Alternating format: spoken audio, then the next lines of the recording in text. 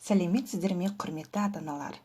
Ел тарихында алғаш рет жарияланған төтенше жағдайға байланысты еліміздің әрбір оқу орындарында уақытша ұйымдастырылған қашықтықтан оқыту жүйесі қазіргі таңда өз жұмысын бастауда.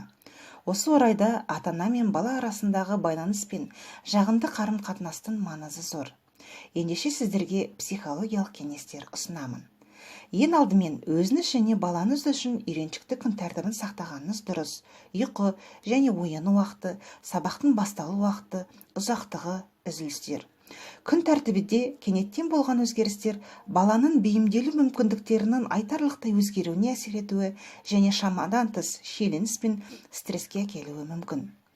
Баланың ата-аналары мен туыстары болып жатқан жағдайға сабырлы, адекватты және сыни көзқараспен қарауға тырысу керек. Баланың эмоционалды жағдайы ересек адамның жағдайына тікелей байланысты.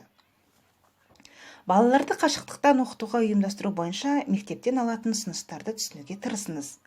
Тек мектеп әкімшілігі мен сынып жетекшіден ғана алатын ресми ақпаратқа назар аударыңыз. Бұл процесті ұйымдастыруға мектепке де уақыт керек.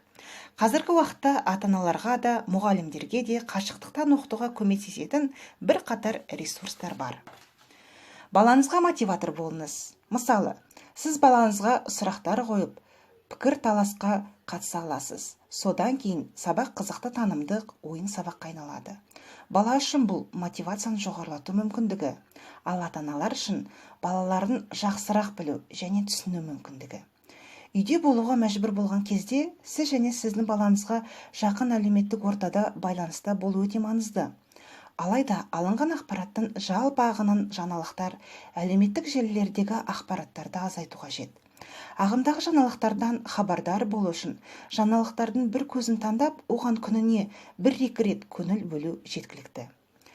Жақын адамдармен сөйлесу үшін балаға ақпараттық шу, кейде жалған ақпарат тарататын әлеуметтік желілерден аулақ болуға кеңес беріңіз. Әлемдегі қазіргі өзекті жағдайды жиі талқылайтын чаттардан аулақ болған жөн.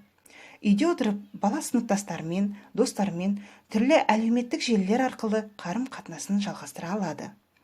Балаңызды күніне 14 рет құшақтаңыз. Бұл баланың эмоционалды күйіне өте жақсы әсер етеді. Құрметті ата-аналар, осы аталған ұсыныстарды жадыларыңызда сақтай отырып, сабырлылық пен төзімділік тілеймін. Сіздерге психологиялық кеңестер ұсынған мектепке дейінгі шағын орталығы бар Кәлпи орта мектебінің педагог-психологы Көркебаева Әйгерім Айтуғанқызы. Назарларыңызға рахмет.